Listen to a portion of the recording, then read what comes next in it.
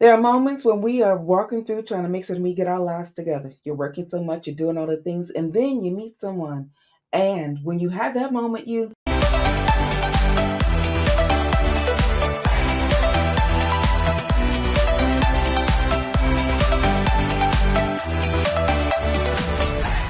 hey now, how is everybody doing? Welcome to Red Alert Diaries with Tanya E. Hood. And you see, I have a special guest joining me. We're going to have a quick conversation, partly about where we met, how we met, because when you are working through trying to get your life back on track, there are moments you find the person that you're supposed to be with in the most unexpected places. So, in today's conversation, some of you that already know our story, this will be a repeat. For those of you that don't know our story, this will give you an opportunity to get the chance to know how we met. Because I wasn't looking for this. I wasn't getting married again. I wasn't doing this thing called marriage again. I was done. So, my whole focus was to make certain that I got my business together. When we're working on getting ourselves in that position, you don't look at anything else. And when you hear him tell his side of the story, which is not really what happened, my side of the story is what really happened. So let's begin. Well, where did we meet? With me working on getting my life together. I was in a business office, and he was one of the mentors in the business. So you want to tell them how you did what you did? You want me to tell them the real story? This is the story. He's going to give you what makes it seem like I'm a little bit crazy, but I want to preface now that I am not. So, what's your story? How did we meet? Well, I was the type of person, because of the level I was at in the business, I would be there for a while. I'd take a sabbatical. I'd come back in. So somewhere between my sabbatical and my coming back to the office, this little person had joined the business. So when I came in the door that evening for a training class, I saw her standing at the coat rack, and I was kind of stuck. And I was like, "Hi, how are you?" And she gave me this little quirk, "Hello." Like that. I'm like, oh, okay, that was kind of cold. Okay. So I immediately walked around the corner into my best friend's office. His office. He ran the training sessions. And so I asked him who she was. And when I described her, he said, oh, it has to be Tanya. There's nobody else here that looks like that. So I'm like, okay, give me all the information you have on her right now. And he proceeded to do that. And then from that moment on, I had a little strategy working because I liked what I saw. So I went to work just observing her. So there were several nights that she would come in. We met once or twice, like a Thursday and a Saturday. But on the Thursday evenings, she would often be late. And so when I started noticing that, I said, I made sure that I had a seat beside me that she could always have if she came late. So I would put my extra portfolios or what have you on that seat, and nobody would dare ask me to move my stuff. So she had a seat that she didn't even know she had guaranteed for her. So I kept doing that. And then I just watched her over time. I watched this. She's pretty intelligent. Okay, I know this about her. She's business wise and all of this. And I was like, okay, I'm liking this more and more. So that's the way it started. Now, there's another part that I don't know if she wants me to tell you about or not, but since I'm talking now, I'm going to go ahead and share it. So one night in training class, a different night, the guy who ran the office, his wife was teaching that night, and she was very no nonsense. And so Tanya and I were sitting next to each other, and they were talking about partners in the business. And so Tanya said, I don't have a partner. And I said, neither do I. And so I did an old school move. I pulled a piece of paper out of my pocket, wrote on the back of it, would you be my partner? Check, and had boxes for check, yes or no. And when I handed it to her, she burst out laughing. Now, if you've ever heard Tanya laugh, you know what I'm talking about. It lit the entire room. The entire class was interrupted. And the instructor yelled, well, I'm not done. She said, Tanya, what are you doing? And I just looked at her like, yeah, what are you doing? So I threw her right under the bus. You know, she got hit by all the tires. And so, because of course, it couldn't have been me because I was the leader in the office. So, of course, I wouldn't do anything like that. So that's how I got started. And then after Tanya got herself together and she stopped laughing, she said, we have to go to lunch. Bingo, I hit the jackpot. So she handed me her business card, and I had to get that piece of paper back because I had some, like a client's information on the other side of that paper, but she was trying to keep it. And so she set a lunch date up for us. And that's really where it started. So here's the thing. I have to preface because this part He's making the statement, make it seem like I'm crazy. When you are focused, in the aftermath of your divorce, you've gone through all the various things and you realize you have got to stack your papers to make sure that your house gets a little bit better. Well, that's where I was. There was never a thought in my mind that someone would give me an elementary school note in a business environment and make it seem like something was wrong with me when I reacted the way that I did. So that part right there, Hmm. trying to make me seem like I'm crazy in That the middle that of this no process. no Yes, yes, that yes. wasn't about making you look crazy. It was just you were unprepared. You're supposed to always be prepared for anything that could happen, and you weren't. You weren't expecting it. You just said it yourself, but it worked. So how elementary was it, my dear Watson? Okay, we're not going to go down that path. Uh-huh. What I want to share in this discussion is when you are working through trying to get yourself together in the aftermath of your divorce, you try to figure out, I'm not doing this again. Your sights are never really focused on who the other person will be. But we want to let you know you don't have to try to figure out how to strategically place yourself anywhere. You being you, doing the thing that you need to do to make sure that you are healed and you are whole, you will come across the person that you're supposed to have in your world, even if they decide giving you an elementary school note. See, that's not fair because it's how I got it to the next stage. So here is where we began walking down our path in the business.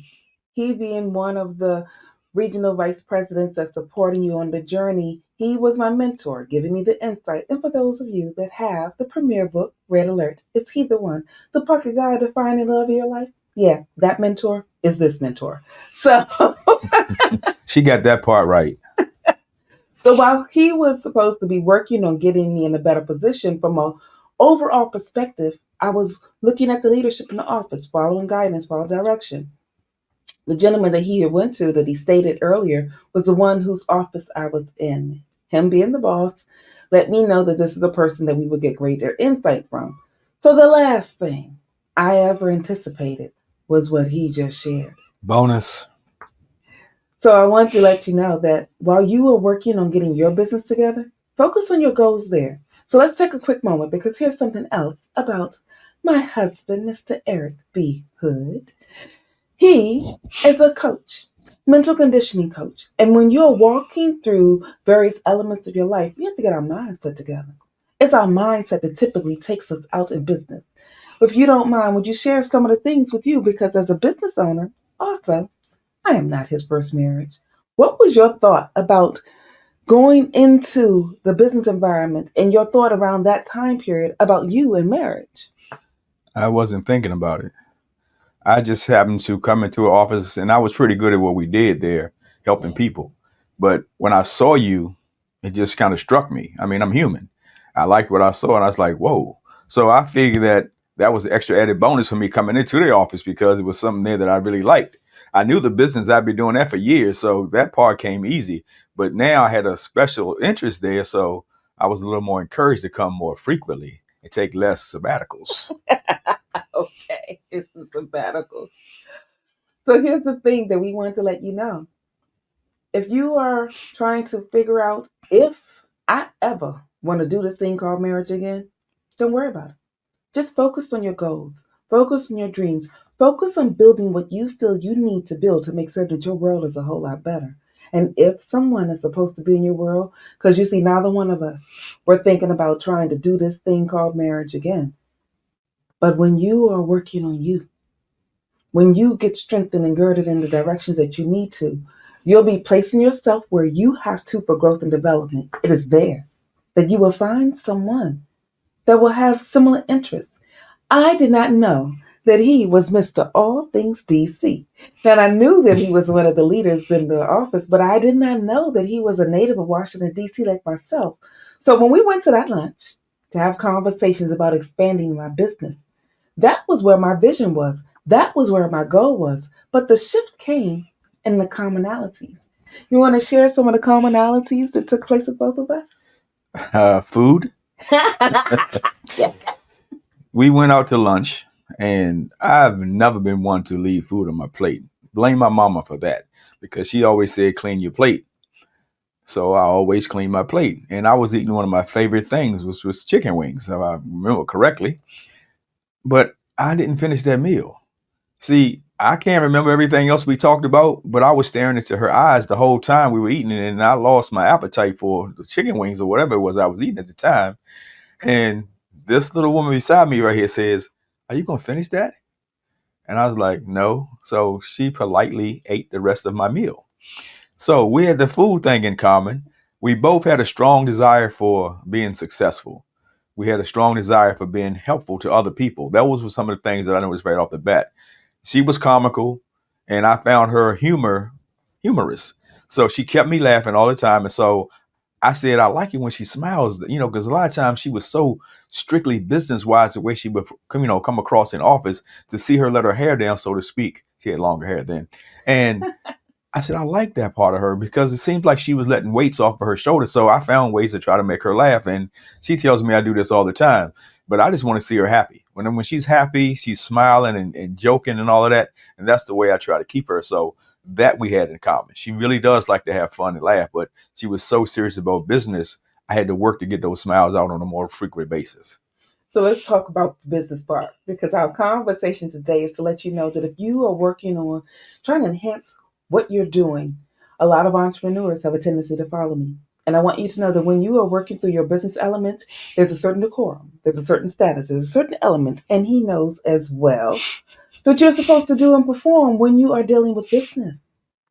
When I am focused on my business goals, and in that arena for that type of business that we were in then, having a straightforward, serious nature let you know that this was no nonsense discussion.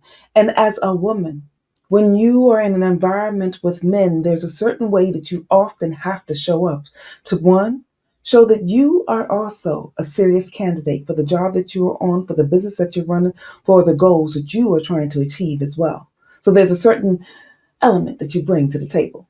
I bring it with me when I'm in that format. And that's what he was experiencing.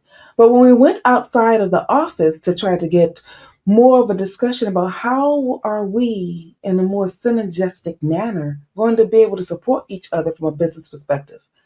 He already knew what he was bringing to the table to mentor me, but when you are looking for your mentors, make certain that they are people that you really want to engage. When I was walking through my journey, in order for me to get my business together, walk through getting everything else that I was struggling with, I was focused on Tanya. And while I was focused on Tanya, I made a decision that I was not going to allow the chaos from my past to impact my future. So I wasn't looking for a marriage, wasn't looking for anybody else, and the dating thing was not something that I was currently doing. But I was open to receive. I was open just in case God decided that He would pick because what I chose, that didn't work so well. So let's have a conversation about if you are an individual working on your business, growing your business, and you know relationships is not my primary focus, but I'm open. How do you help those individuals that don't want to do marriage again get the elements of just be open? What are your thoughts? What can you share? Well, everything revolves around relationships. And while you may say you're not open, I mean, you're not ready or you're not going to, because we all do it. I'm not doing that again. I'm not going to do that. If you're a Christian, if you believe in God and you allow God to lead your life, you have to be more open. You can't just be so closed off. I'm not, because when you're that adamant about it, God's gonna put some tests in front of you. He's gonna keep throwing it in front of you to see just how sure you are about what you're not going to do. So I would say stay focused on what it is you're trying to accomplish, whether it's a business venture or whatever it is. Stay focused on that, be centered on that, have your goals lined up, but you always have to seek God's guidance in that. And if God is telling you, hey, do this, you may not understand it sometimes. I know even in coaching and in business, there were times when God said, do it this way. And I'm like, I've tried that way before, but in this moment, He's telling me to do this. So I had to learn to trust Him at all times with His decisions and take mine out of there. It's good for us to plan things, but we have to let God direct our steps. So what I did with Tanya was I got to know her. I had to get to know who this person was. And my friend told me was sharp. He said, she's very intelligent. She's sharp. I don't want her to be messed up in here. I want her to have every opportunity to do well. So I took that seriously because now my reputation is on the line and the expectation of my best friend in the compliment he gave me saying, you're the one to train her. I had to take all that in consideration. So now I got to make sure this young lady is successful because my reputation is on the line. I didn't want to disappoint my best friend because he is an awesome individual. And so I had to do what I had to do. So part of that was getting to know who Tanya was. I had to find out what made her tick. And I found out real quickly, Tanya has always been in business from when she was a little girl. Her grandma, her uncle, they raised her in business. So she was very intelligent. She had a vast knowledge of different types of businesses. And she also had children. So she was a mom, a good mom. I found that's why she would be late sometimes because she had to make sure first things first, her children were secured and taken care of in her absence to come pursue her outside venture. And so I found all those things out. I'm like, oh, this lady is deep. So she wasn't just good looking. She was, in fact, intelligent and caring and all of those things too. So taking all the information in, I had to find out the best way of training her. And I found out that Tanya is very opinionated. If she feels strongly about something, she will let you know. So I had to convince her that in this situation, I had more knowledge than she did. But I didn't have to throw it at her. I just had to explain it to her in a way that she could understand it and she would accept it. And once she grabbed hold of it, it was a done deal. So that's how I went about that. But in that process, we became friends. So I was her mentor in business, but we became friends. We generally liked each other. And so I began to trust her like she trusted me. And she would often give me advice that I could use in my life as well. And here's the thing that I often share. So, for those of you that have the premier book, Red Alert, is he the one, the pocket guide to finding the love of your life? You already know this information. If we make the decision to stop trying to do the relationship thing, because that's the part that gets a lot of us closed off. The chaos that you experience in that marriage gives you the thought process that all relationships, you got to close yourself off. No, you don't. Because you really don't close yourself off in all relationships. When you have friendships, if you start off as friends first, it often makes it easier. But the world that we live in often tells us that you cannot be friends with the ones that you want to be lovers with. But I want to encourage you. Who do you often tell your deepest secrets to? Who do you often open yourself up to the most? Your friend. So if you are open to friendship, it can lead to other things. And that's what I was open to, just a friendship, because I wasn't as open as I thought to a new relationship. And it was apparent as time was moving on. So let's walk into that just a little bit. Because I know that business was where I was walking. Business was my goal. Business was where his position was. And I had a tendency to just place people in certain areas because it made it easy for me how I would communicate with you, how I would deal with you. And at that point in my world, I was beginning to develop the levels of relationship. Everyone starts off on level 3. So he was level 3. The way that you move yourself into the other levels is truly taking the time to get to know me. And it was there that he took the time to focus on friendship. And that moved us into a position where, he's in level 2. How did you end up in level 2? Let's walk through the conversation about how you moved from there, friendship pattern, to other things. I can't answer that. You have to say that you're the one that put the levels on me. Okay. But I can tell you this much. In mentoring someone, and this is where a lot of people get it messed up, you can be a coach and you can be a mentor, but a mentor encompasses being a coach also. But the mentor part is deeper. When you're seriously mentoring someone, you have to spend a lot of time with them. See, a coach, you can go to practice, they can leave practice, you can coach them in a game, give them a little sidebar conversations, and that's it. With a mentor, you're really trying to see how this person clicks. And to do that, you have to spend time with them. You have to talk with them. You have to spend the time. You have to listen to them. You have to share things with them. It's a communication thing. It's back and forth. It's a relationship. And so in doing those things, still trying to find out how I could better know her so that I can help her to a great degree, I had to talk to her. So we talked every single day.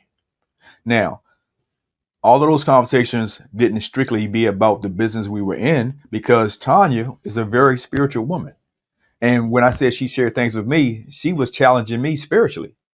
Now, a lot of the things she threw at me, I already was aware of and all of that. But the fact that she was willing to share that part of her life with me in order to help me spiritually, that was awesome. So she wasn't just a taker, she was a giver. And that made her even more attractive to me because I was like, whoa, she is really deep. And so As we kept this friendship going and this mentorship going, we found out more and more about each other as individuals, as people, how we thought, what we thought, how we felt, etc. And so we knew each other. It got to a point where we would start talking and we'd end up saying the same thing at the same time, or as they say, answering each other's, finishing each other's sentences. We were doing that because we had become friends. And then that friendship developed into the point where she is now. Tanya is my best friend. Yes, I have male best friend. I have guys that are like blood brothers to me, but Tanya is my best friend. If I'm really down and out about something, I go to her first because I know for a fact that she's got my back because she's proven that. She did that before we got married. She proved that to me. But see, there was a time in my life where nobody else had my back, but Tanya did. I'm talking about people who had been in my life for years. She had my back. So she earned that position of my best friend. And so she made a little mention of it a little while ago, but there are things that you will do for your best friend that you won't do for anybody else. That makes a relationship that much greater.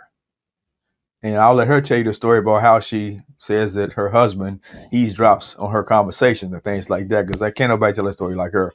But there are times when Tanya will say to me, I need to speak to my best friend. So now I have to take the husband cap off and put the best friend cap on. And it took a little while for me to get those, to be able to separate those, but I had to learn how to do that because that's what my best friend needed at that time. She didn't need her husband. She needed her best friend. So now you can tell your part of that story. So here's an element to bring in, tying all of this together. Sitting on the edge of my bed trying to figure out how did I get here, but I knew there was a way of getting through this. So I decided to do an autopsy on my marriage. Red alert, is he the one? The pocket guide to finding a love of your life. The free chapter is available for you in the link below. When we make these moments of incorporating other individuals, yes, we started off from a business perspective. And I had a tendency to compartmentalize. The levels of relationship that I talked about earlier was helping me know how much of me to really share. And it also gave me an opportunity to see who would really make certain that I was okay. You see, as we were becoming friends, he let me know that it got the chance to be a discussion more than business because he shared that he was concerned about more of me, the elements of my growth, the elements of my development. Now, what he didn't state, which I'm thinking a lot of you have discovered, he also has his own spiritual walk and spiritual talk. Because some of the mornings that we would have those conversations, he sent me a scripture ahead of time. Now, this is a conversation some of you already know. When I was having my quiet time with God, trying to make certain that I am centered because I was still working through some emotional warfare, and you have to clear up some of that stuff before you walk inside the workplace, yeah, God was downloading some scriptures to me. Right after I'm done with those moments, who sends me what scriptures? The exact same ones that God is sending to me. I'm sitting like, God, why are you letting him eavesdrop on our conversations? Now, if the creator of the universe decided that he would deposit the same scriptures in both of us, then it must mean that a part of who I am is truly safe with him. A part of the being that God designed in me is safe with him. And I will be okay sharing more of myself. And you did? As a friend to him. So when he needed an element, because a friend, or a lot of us may not really get true clarity about how we're supposed to show up in the romantic relationships. But a lot of us are really clear about how we show up as friends. I am a really good friend. And so I just decided I would just be a real good friend to him. I couldn't see him in no other area, y'all. But friendship, oh, I'm good at that. And as I began to become more of a, like, introduced into his world, like he was being introduced to my world, there were more connections than I thought. And then in my quiet moment, God revealed to me something that I was not expecting. Because my prayer was about my business. My prayer was about my growth. My prayer was asking God to make certain that my babies and I were okay. And in that quiet time, God shared with me, when I put something together, it's not just for you. Businesses are not built with one alone. You can run those solopreneur moments because a lot of us are running in our business structure in a solopreneur manner, but you're reaching out to contractors. So you're still not doing it by yourself. But if any part of your business will scale, it's going to require more than just you. And when we first got introduced to each other to be partners, it was in that conversation. I don't have a business partner. You have a business partner. You need a business partner.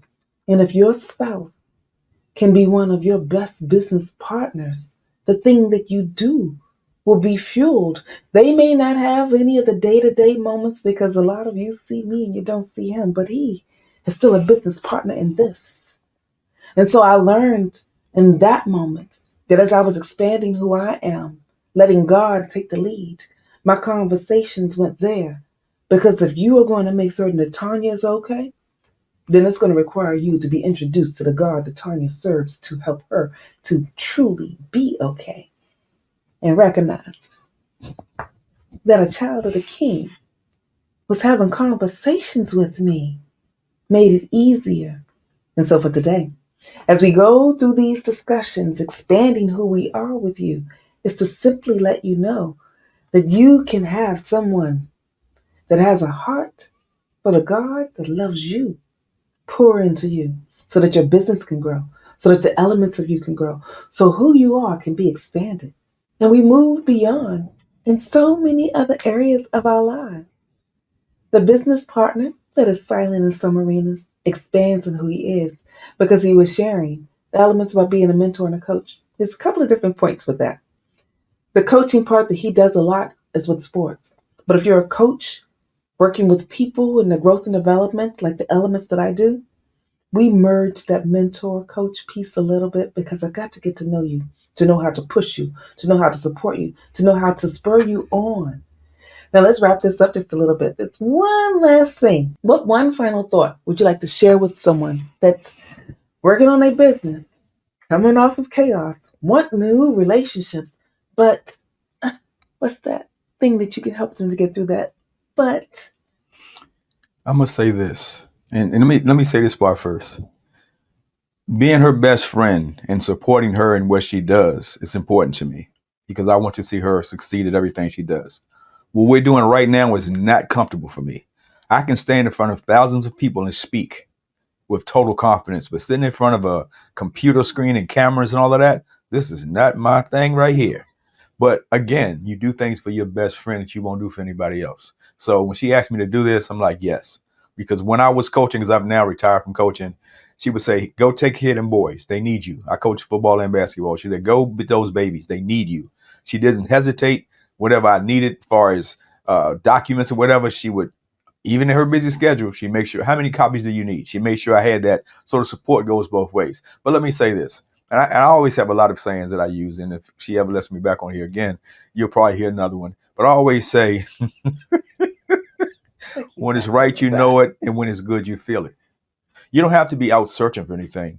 But God also tells us that we are to be on alert and looking out for where He's working in our lives, in and around our lives. So you can be focused on what you're doing in your business, but you can't be so close in that you don't see where God is working around you.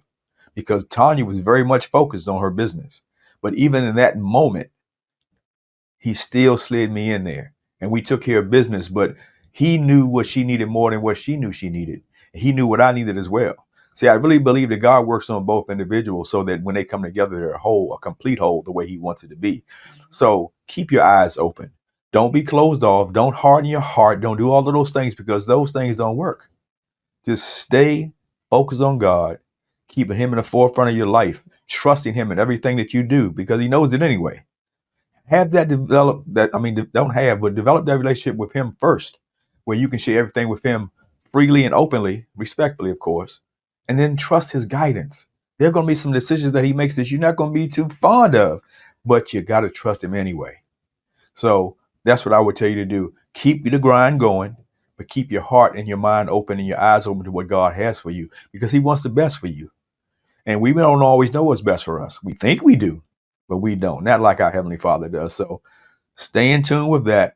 Be open, but guard your heart, but don't let it be closed. You have to protect it, but don't let it be closed. thank you, love. And so for today, if you don't remember anything else we shared, here's the one thing we want you to know. Keep your heart open. As you're working through building your business, make certain that you do it on a foundation that will support you. And here's one other thing that I want to share this part, specifically for the lady. The type of man that you really want as you grow who you are, because focus on you. Because you cannot expect somebody else to be fully prepared and blossom into who you desire if you aren't preparing yourself to be prepared for who they are as well. But you do want the man that God has a tap on the shoulder because he's busy doing his thing, working his business, and say, look up. There she is. And that's what I think I got. So, if anything that we have shared has resonated with you, feel free to go to my website, TanyaEhood.com. And if you are on YouTube, you can join me live every Tuesday at 7 p.m. Eastern Standard Time, where we can continue the conversation or we can start a new one. In the meantime, this is Tanya E. Hood, walking in my purpose. I want you to do the same.